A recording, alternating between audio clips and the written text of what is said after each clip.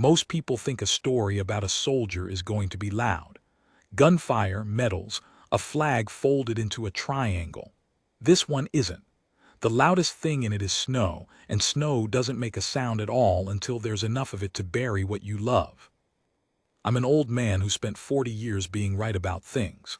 Right about cattle, right about weather, right about which men were going to last out here, and which ones were going to fold up like a cheap tent. I was right about almost everything. I want you to remember that, because the man you're about to meet made me wrong, and being wrong at 63 years old, in the worst storm I ever saw, with my hands shaking and my truck in a ditch. That turned out to be the best thing that ever happened to me. I wrote most of this down the same week it happened, in the ledger I keep on the kitchen table because I didn't trust myself to remember it straight once the shock wore off. So if it sounds like a man talking instead of a book, that's because it is. Stay with me. I'll get you there. The wind came over the ridge at 4 in the afternoon like something with a grudge, and I knew before I looked at the sky that we were in for it. You learn that out here. Not from a forecast. I've outlived 3 weathermen and every one of them lied to me, but from the way the dog goes quiet, the way the horses turn their tails to the north and won't be talked out of it, the way the light goes the color of old dishwater an hour too early. Biscuit, my blue heeler, came and sat on my boot. She hadn't done that since the year the creek froze solid and we lost 40 head. So I stood at the kitchen window with a cold cup of coffee going colder in my hand, and I watched the first hard grains of it start ticking against the glass, and I said out loud to nobody, "Well, here it comes." What I want to tell you about isn't really the storm, though. The storm's just the thing that made everybody finally look. What I want to tell you about is the man on the next section over, the one I'd been calling a fool for 2 years, and what he did when the worst of it came down on all our heads at once. His name was Cole Brennan, and the reason I'd been calling him a fool is that he'd bought the deadest piece of dirt in this whole county and told everybody with a straight face that he was going to farm it. You'd have to see that land to understand. The Hutchins place, we used to call it, after the family that ran it into the ground over 3 generations and then walked away owing the bank more than the dirt was worth. 220 acres of overgrazed, sun-cracked, wind-stripped nothing. The topsoil had blown to Nebraska decades ago. What was left was the color of a scab. You could stand in the middle of it on a July afternoon and not hear a single bird, because there was nothing out there for a bird to want. The Hutchins boys had run too many cattle on it for too long, the way their daddy had and their granddaddy before that, and the land had just quit. Some land does that. People think dirt is patient and forgiving. Dirt keeps a ledger same as I do, and it collects. When the bank finally put it up for auction, the only people who showed any interest were a gravel company that wanted to dig a pit, and a fella from the county who thought it might do for a solar array if the angles worked out. Both of them walked away. Even the gravel man said the ground was no good. Then this stranger bought it. Cash. No financing, no contingencies, no inspection. He just stood up at the back of the room in a clean canvas jacket and a haircut that was about 4 weeks past military but still too neat for anybody around here, and he raised his hand and bought 220 acres of dead ground for a price that made the auctioneer ask him twice if he was sure. I was there. I'd gone to see if the equipment was selling cheap. I remember turning to Earl Prout next to me and saying, "There's a man who's about to learn an expensive lesson." Earl laughed. The whole back row laughed. We were good at that, the laughing. It was practically the local industry. I want to be honest with you about that, because the rest of this only matters if you understand what kind of man I was when it started. I was the kind of man who laughed. The first time I actually spoke to him was about a month later, when he came up my drive in a beat-to-hell old flatbed with the muffler hanging on by a prayer, and he got out and stuck his hand across the fence and said, "Mr. Mercer, Cole Brennan, I'm your new neighbor. I came to ask if you could spare an hour of your knowledge." Now, nobody had asked me for an hour of my knowledge in about a decade.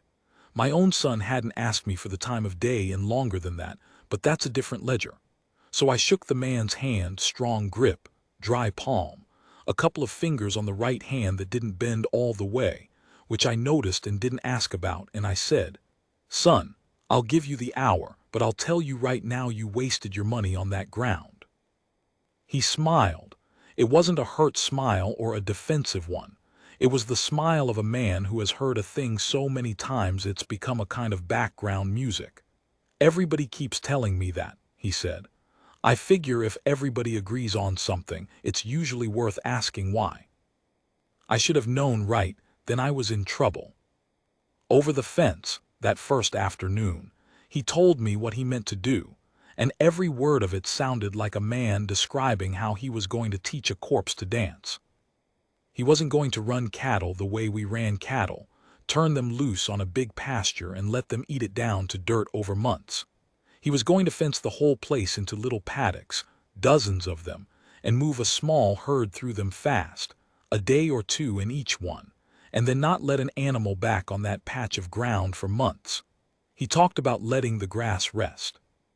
He talked about hooves, working the soil, and manure, feeding the biology, and something he called the armor of dead plant matter laid down on bare dirt to hold the moisture. He was going to dig long buried mounds of old rotten wood and brush, and bury them under soil.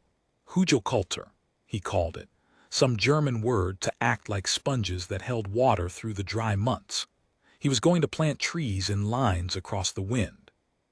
He was going to build, of all the lunatic things, a pond on ground that hadn't held standing water since the Eisenhower administration. I let him finish. I'm a polite man mostly. And then I said, "Cole, you seem like a decent fella, so I'm going to do you the favor of telling you the truth, which nobody else around here will because they're enjoying the show too much. That ground is dead. It's not sleeping. It's not waiting. It's dead.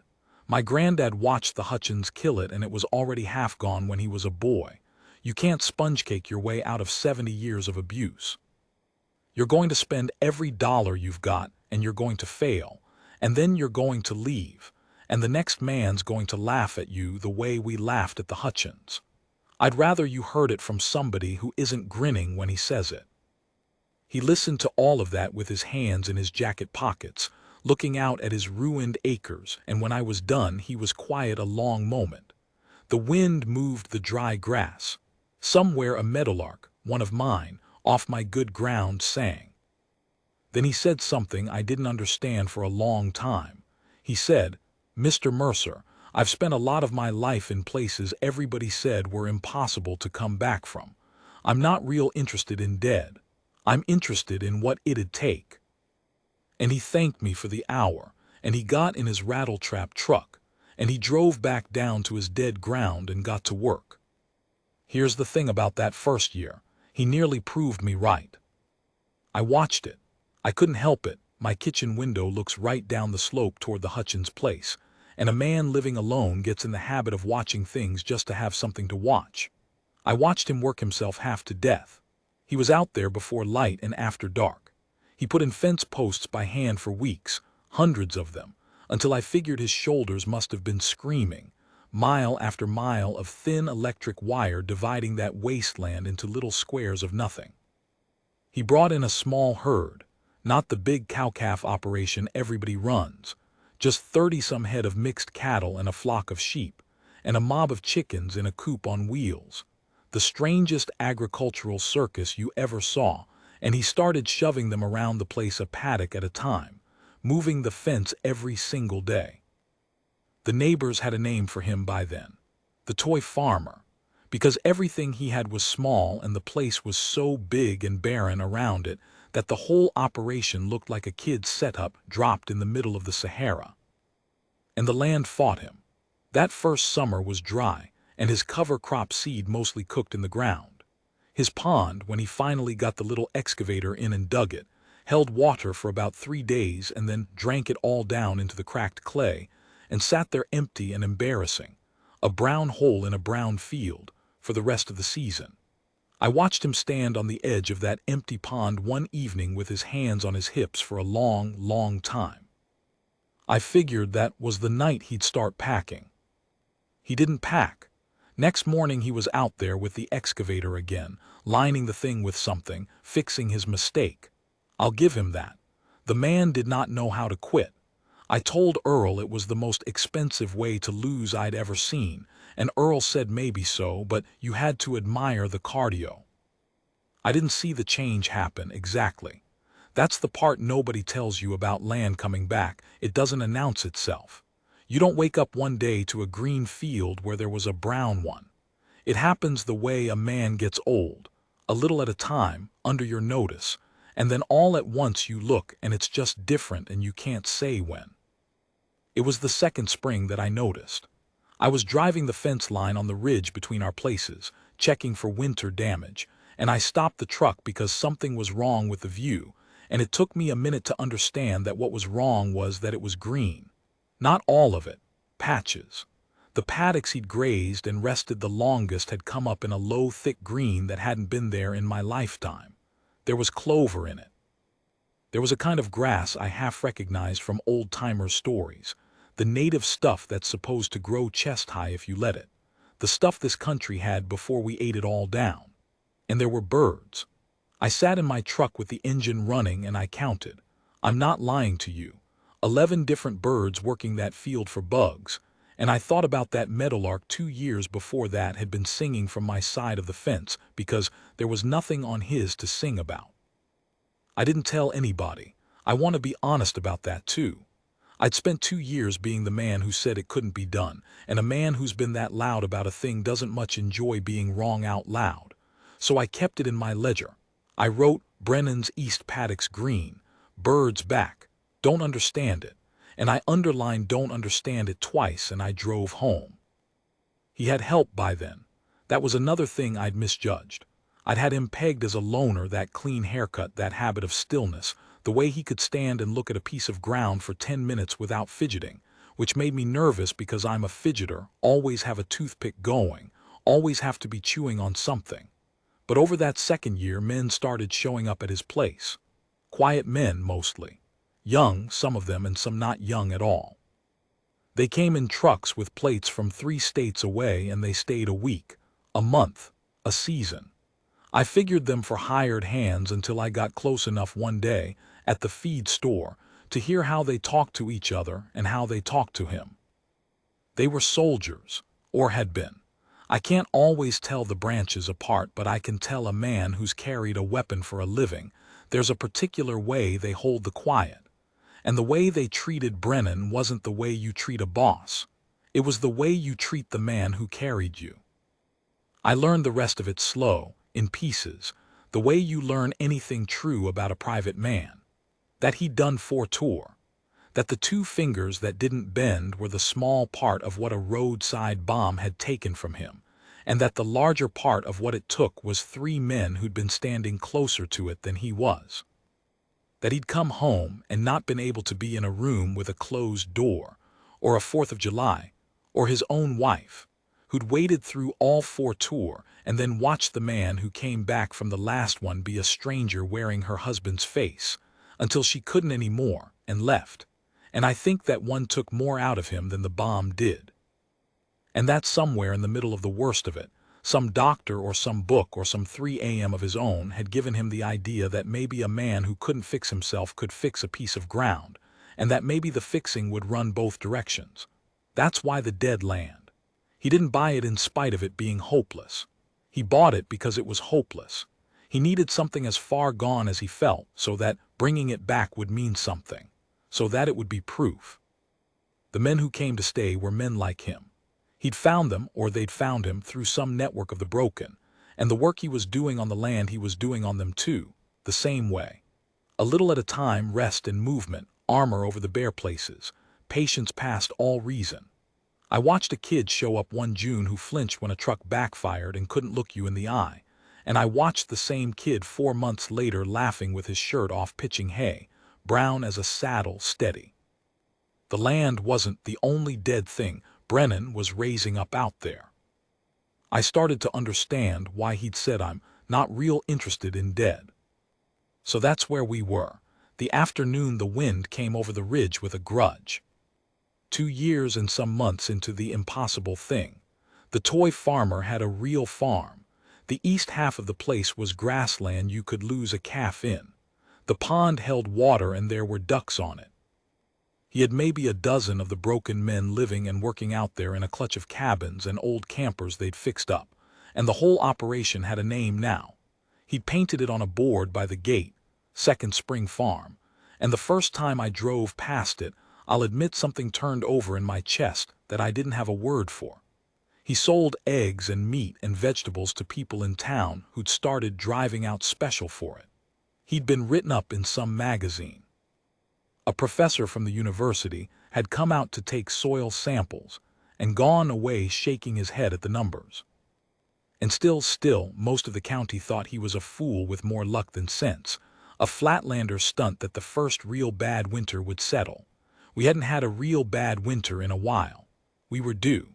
And I think, God help us, some of the men around here were almost looking forward to it, the way you look forward to a sermon proving the sinner wrong.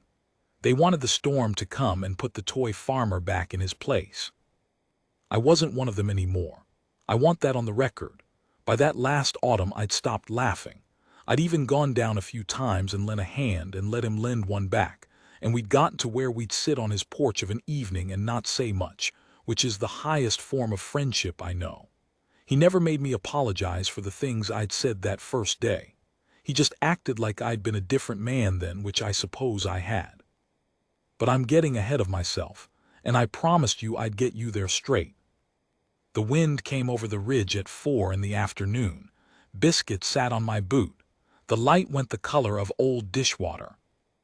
I stood at my window with cold coffee in my hand and watched the first hard snow start ticking against the glass.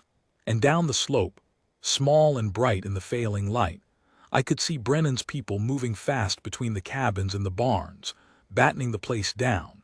And I could see the little dark shapes of his animals being walked in tight toward the windbreak. And I remember thinking it clear as anything. He's ready for it. Whatever's coming, that man is ready. I have been wrong about a great many things in my life, but I was never more wrong than I was about that. Because what was coming over that ridge wasn't a winter. It was the kind of thing that happens once in a lifetime, if you're unlucky, and it was already too big and too fast for any one man's readiness, no matter how hard he'd worked, no matter how much he'd brought back from the dead. It was going to ask all of us a question none of us wanted asked, and the answer was going to cost somebody everything. Don't let me get ahead of it. The snow ticked against the glass. The dog leaned into my leg, and I set down my cold coffee and reached for my coat, because down the slope, faint under the rising wind, I just heard the first long, frightened sound of the cattle starting to call. I made it about half a mile down the county road before the storm put me in the ditch. I want to tell you I did something brave to get there, but the truth is I was just a stubborn old man who'd watched too many winters and figured he knew this one. I'd heard Brennan's cattle calling.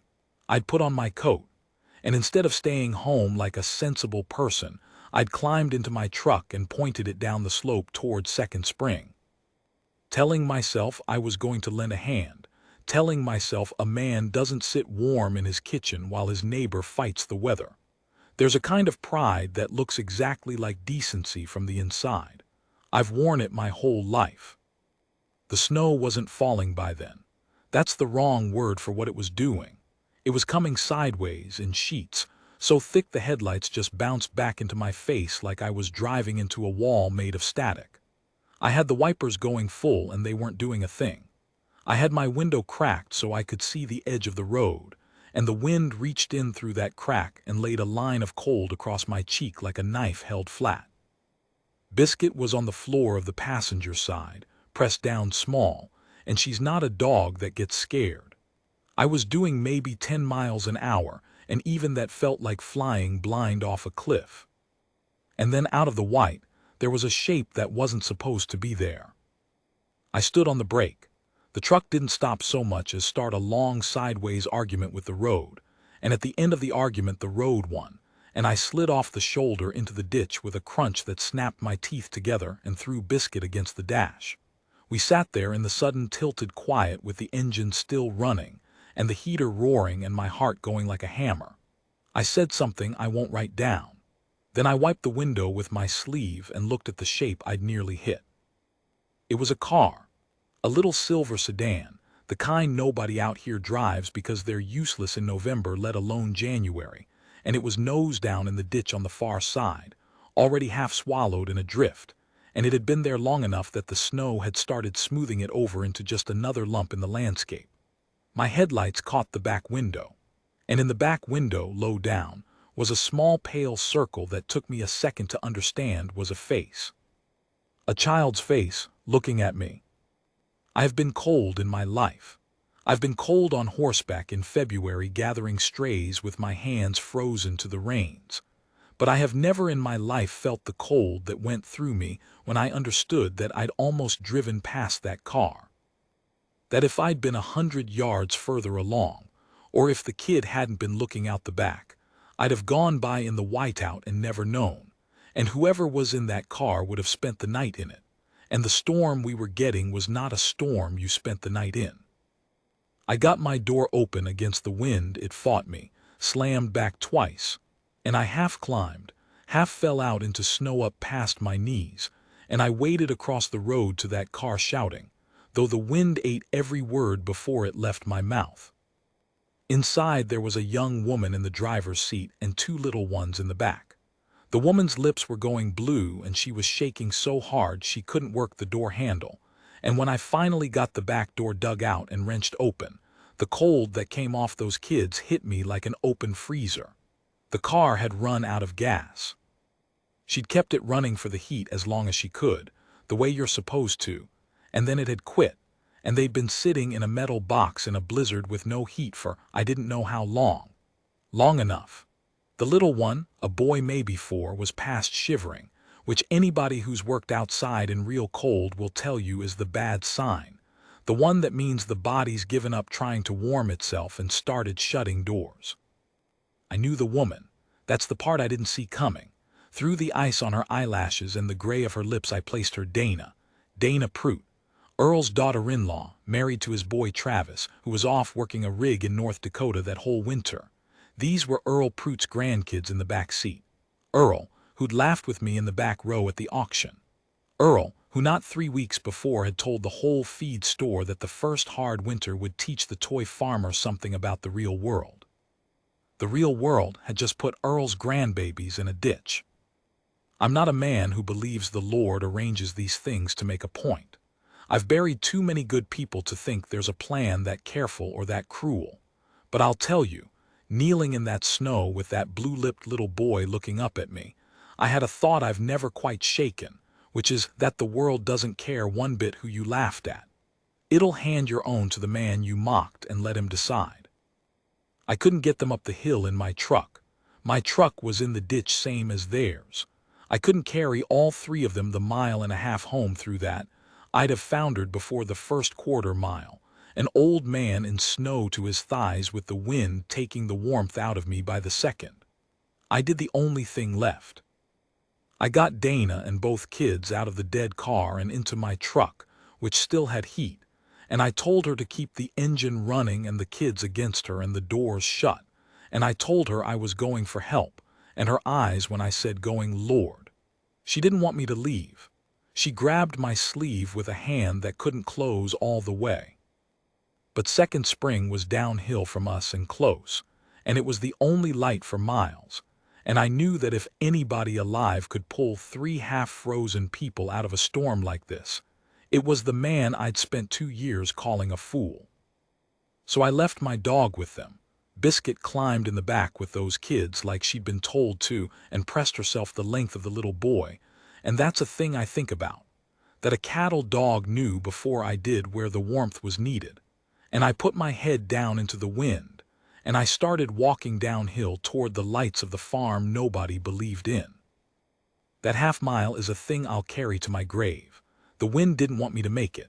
There was a stretch in the middle where I couldn't see the lights at all, where there was no down or up or sideways, just white in the roar, and I understood with a terrible calm how people freeze to death 200 feet from their own front door. I started talking out loud just to hear something that wasn't the wind. I talked to my wife, who's been gone 11 years. I said, Ruth, don't you let me lie down. Don't you let me. And whether it was her or just my own stubbornness, I don't know, but I didn't lie down, and the lights came back. And then there was a fence, his electric fence, dead now with the power out, and I followed it with my bare hand sliding along the wire until it brought me to the gate. And the board over the gate that said Second Spring was caked white, so it just said nothing at all. And I fell through that gate into the yard, and a man caught me before I hit the ground. Inside the big barn, it was a war room. That's the only way I know to describe it. Brennan had his dozen men, and they were not milling around the way men mill around a problem. They were deployed. He'd lit the place with battery lanterns, and there was a hand-cranked radio going, and a map of the county pinned up on the wall with grease pencil marks on it. And the men moved through it all with a quiet, fast economy that I'd only ever seen in one other place in my life, which was a hospital the night my Ruth was dying, the way the nurses moved. Purposeful, trained, not a wasted motion. These broken men, these flinchers and starers I'd watched him gather up like stray dogs, under a real emergency they'd turned back into the thing they'd been built to be, and the sight of it stopped me cold, even half frozen as I was. They wrapped me in blankets and put hot coffee in my hands, and Brennan crouched in front of me, and I got it out, the car, Dana, the 2 kids, my truck, the dog, the mile up the county road by the bend at the old culvert. He didn't waste a second on "Are you sure?" or "How bad?" He just turned to his men and started giving the kind of orders that come out flat and quick, because there's no room in them for feeling. And I watched the war room change shape around the new information like water finding a new low place. And that's when I understood the size of what I'd walked into the middle of. Because Brennan was already in a fight he was losing before I ever showed up. While I'd been freezing in a ditch, the north side of his windbreak, the lines of young trees and the big drift fence he'd built to shelter his animals had failed. The wind had come from a direction it wasn't supposed to, the way it does in the bad ones, and it had loaded a drift up against the fence until the fence went down. And now the snow was pouring through the gap straight into the lot where his whole herd was packed. His cattle, his sheep, the animals he'd brought back from the auction, same as the land, the living proof. They were drifting and starting to pile in a corner, and when animals pile in a storm they smother the ones underneath, and the cold does the rest. He was, that very hour, in the process of losing the thing he'd spent 3 years and his whole broken heart building. 2 of his men had been out there fighting it with shovels and a tractor when I came through the gate, trying to rebuild the windbreak in the dark with the wind tearing it down faster than they could raise it. To save those animals he needed every man he had, all night, every hand and every hour. That was the arithmetic, and Brennan was a man who'd done that kind of arithmetic for a living, where the numbers were men instead of cattle. He knew exactly what he had and exactly what it would take. And now I'd walked in and laid a second problem down on top of the first. 3 people, a mile up the road in a whiteout in a car with no heat. To go get them to do it right, roped together so nobody got lost, with somebody breaking trail and somebody on litter and somebody holding the line back to the farm. That took men too. Most of them. Maybe all of them. He couldn't do both. There weren't enough hours or hands in the world for both. He had to choose between the family in the ditch and the herd in the lot. Between 3 frozen strangers and everything he'd built to prove he wasn't what they all said he was. I watched him understand it. It took about 2 seconds. His face didn't do much, that stillness I'd noticed the first day, the man who could stare at dead ground for 10 minutes. But I was close enough to see something go across the back of his eyes, and I knew what it was because I'd have felt it too. It was the herd. It was, of course, it's the herd. 3 years. The mocking. The professor shaking his head at the impossible numbers. The board on the gate. If he lost the animals tonight, the whole county would say what they'd been waiting 3 years to say. Told you so. Told you the first real winter would settle him. And they'd be half right. And the proof would be gone. And a man who'd built his hole climb back out of the dark on top of that proof would have it kicked out from under him in one night. And there was a younger fella at his elbow, when I recognized the kid from that first summer, the one who used to flinch at backfiring trucks and now stood like a post. And the kid said it. He said the thing all of them were thinking, fast and low. Cole, we pull everybody for the road, we lose the whole herd, all of it. By morning there's nothing left out there. He wasn't arguing to be cruel. He was arguing because he loved the man and he knew what the herd was. He was trying to save Brennan from himself. Brennan looked at him, and then he said a thing I wrote down that night word for word in my ledger with a shaking hand, because I never wanted to lose it. He said, I can raise animals again. Garrett, look at me, I can buy more cows. I can build the fence back in the spring and I'll have it up before the grass comes. I cannot raise those kids again if we leave them out there. There's no spring for that. And then quieter, just to the kid, but I heard it. I left people behind once because the mission said to. I'm not doing it twice, not while I've got a vote. And that was it. That was the whole decision, made in the time it takes to say it. He turned to the map and he started nomming men and giving them the road. All of them but two. He left two behind, the two best with animals, not to save the herd, you understand. There was no saving it with two men, but to do what they could to open gates and cut the smothering pile loose and give the strongest animals a fighting chance to scatter and find shelter on their own. He wasn't going to fight for the herd. He was going to let it go and just leave the door open and hope. I have known a lot of men who'd have made the speech. I've known damn few who'd have made the choice. The speech is cheap. The choice cost him everything he'd built to stand on, and he made it in 2 seconds, flat, with his hand already reaching for the rope. They went out into it like the thing they used to be. I'd have stayed in the barn. I was an old man who just walked a mile through hell, and by rights I'd done my part. But it was my truck up there and my dog, and I knew that bend in the road better than any of them. The culvert, the way the ditch deepened past the cattle guard. And when I said so, Brennan didn't argue or tell me to rest. He just looked at me a half second, took my measure the way he'd taken the land's measure that first day, and said, then you're on the line.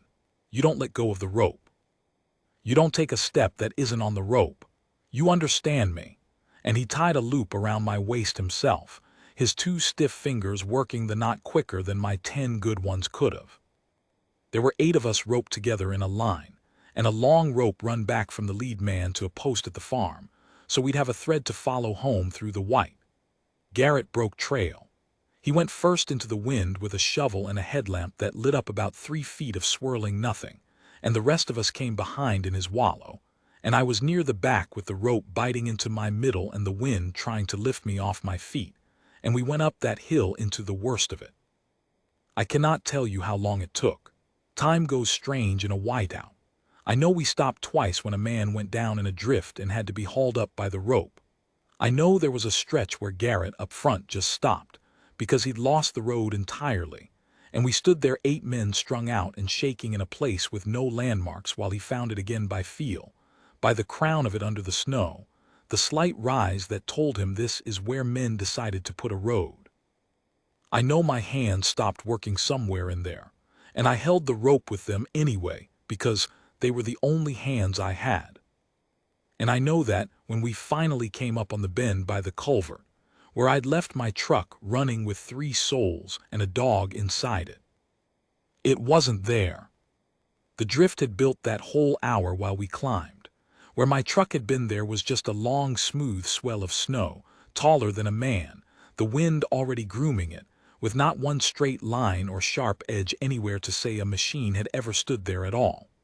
Both cars, mine and the dead silver one, gone, buried.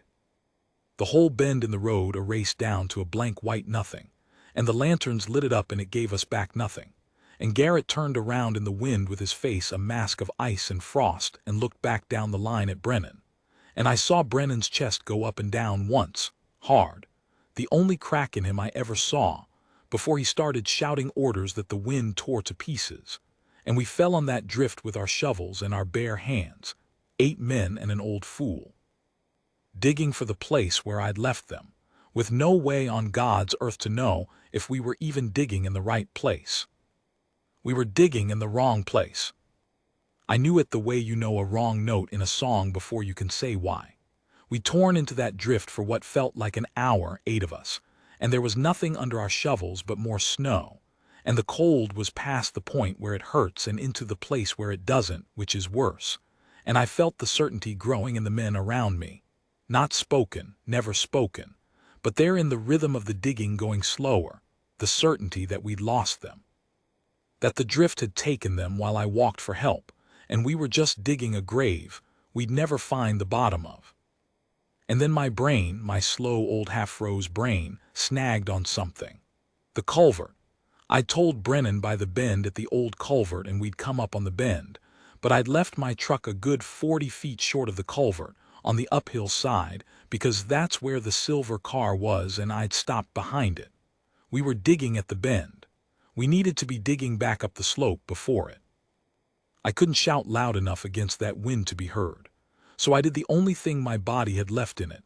I let go of my shovel and I grabbed the rope at my waist and I hauled on it, hand over hand, dragging myself up the line past the men toward Brennan, and I got my mouth right against the ice on the side of his head and I screamed it. Up the hill, 40 feet, before the culvert, behind the other car. He didn't question it. That's a thing I keep coming back to, a man who'd spent 2 years hearing me be wrong, and in the one moment it counted he took my word like it was scripture, because he'd learned by then that an old rancher knows his own road in the dark. He moved the whole line. He physically grabbed men and pointed them and we floundered up the slope 40 feet that felt like 40 miles, and we started in again, and this time, 3 feet down, Garrett's shovel hit metal. And from inside the metal, muffled far away, came a sound that I will hear in my good ear until the day I die. A dog, Biscuit, barking. Buried alive under 3 feet of snow in a dead truck and still barking, because that is what a cattle dog does. She calls until somebody comes. She does not quit on her charges, and the sound of her coming up through that drift was the most beautiful thing I have ever heard in my life, and I am not ashamed to tell you I sat down in the snow and cried. An old man bawling into his frozen hands, while younger and better men dug my dog and 3 people out of the ground. They were alive, all of them, barely but alive. Dana came out first when they got the door clear, and she came out fighting, swinging at the hands that grabbed her because she'd lost track in the dark and the cold of whether the hands were real or the kind of thing the cold puts in your head at the end.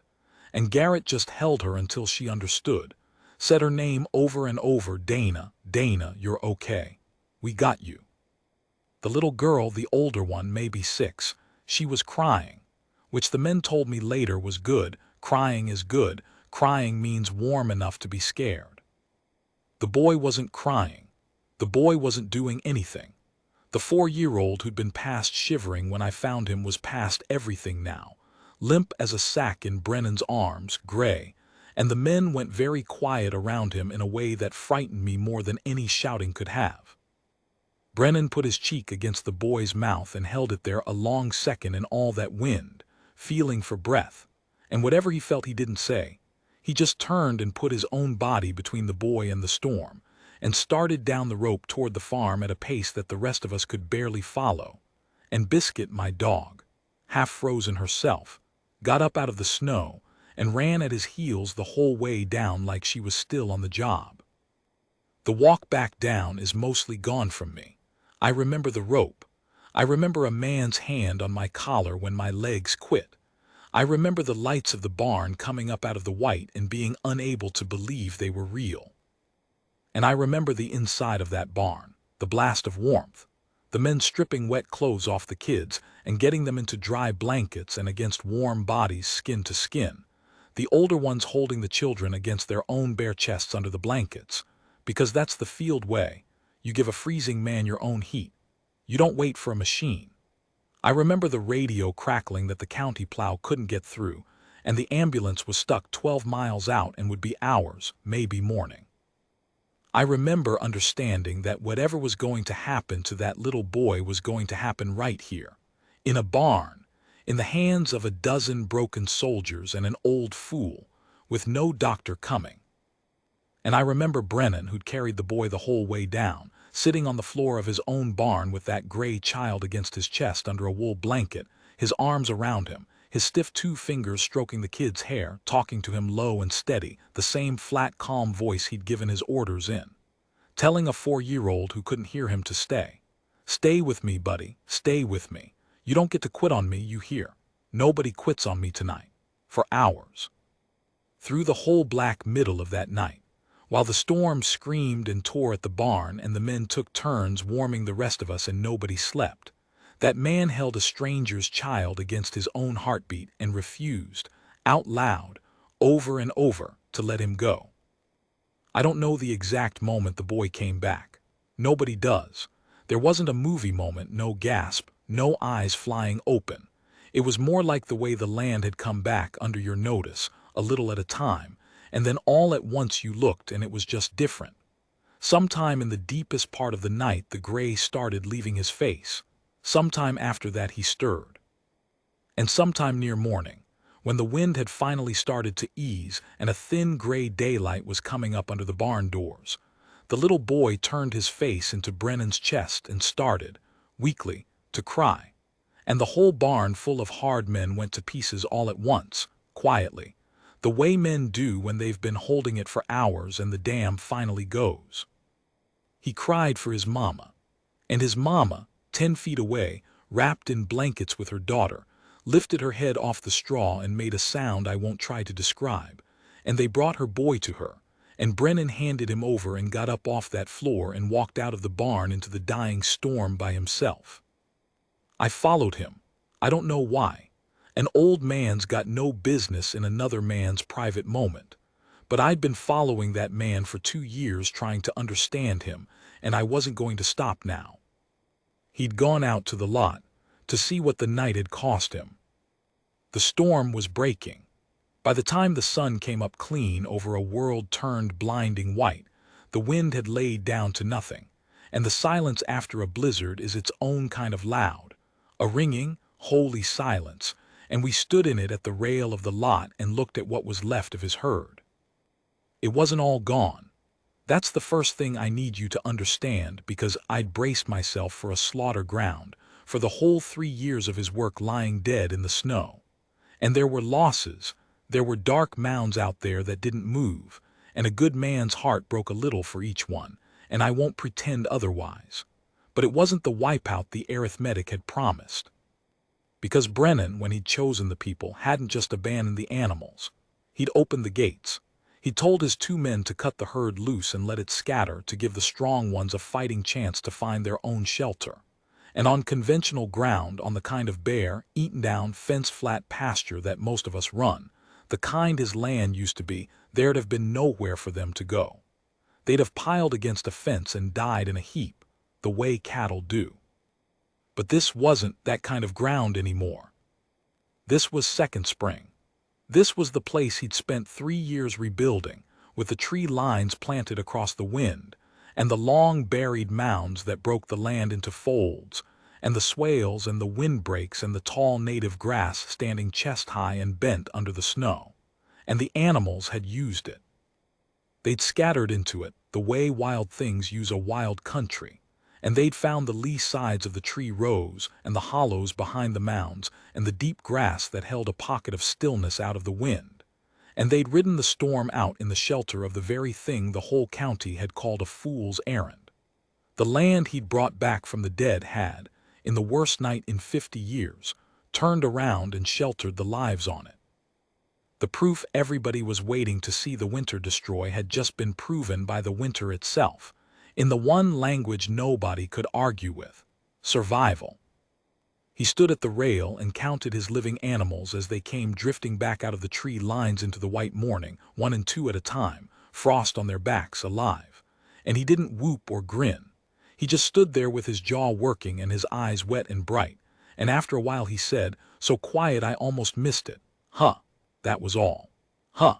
The same sound a man makes when something he hoped for but never quite believed turns out to be true. I put my hand on his shoulder. First time I'd ever touched the man on purpose. I didn't have any words that were big enough, so I didn't try for any. We just stood there, 2 neighbors, watching the dead ground give back its living.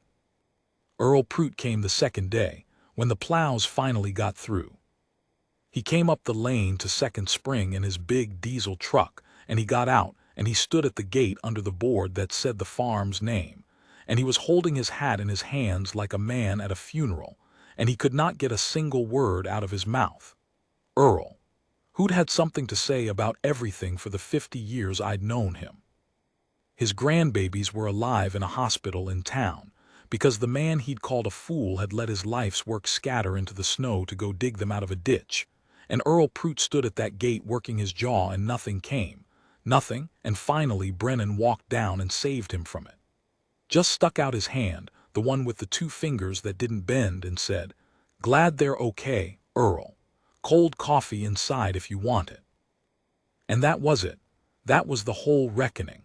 No speech, no apology, no "I was wrong," because between certain kinds of men the apology would have been an insult, would have made it about Earl's pride instead of about the kids. Earl shook the hand. He drank the coffee. And what he did instead of saying sorry, he did 3 weeks later, and it's the part of this whole story that I think about most. Because in the spring, and you knew the spring was coming. The farm's named for it. Brennan set about rebuilding his windbreak fence and trying to scrape together enough money to replace the animals he'd lost, and it was going to be a long, hard climb, because letting a herd go to save 3 strangers is not a thing the bank gives you a loan to recover from. And one Saturday morning in April, I looked down the slope from my kitchen window, the same window I'd watched him fail from for 2 years, and the lane to Second Spring was full of trucks. Trucks and stock trailers backed up out the gate and down the county road. Earl Prout's in front, and behind it men I'd watched laugh in the back row at that auction.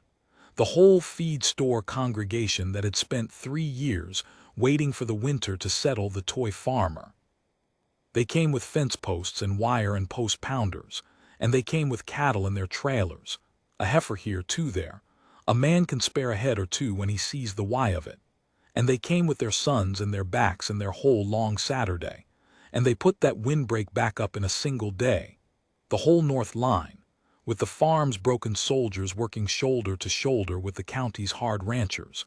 And nobody said much, because out here the saying of it isn't how we do it. The doing of it is how we say it. I stood at my window and watched the man nobody believed in get his herd handed back to him, one trailer at a time, by the very people who'd been so sure he'd fail. And I had to sit down at my kitchen table, and I got out my ledger, and under all the entries of 2 years of Brennan's a fool and don't understand it, I wrote the last thing I ever wrote about him, which was just, was wrong. Glad of it. There's the proof. And I underlined glad of it twice. The boy's all right. I'll tell you that much because I know you've been carrying him since the ditch, the way I have.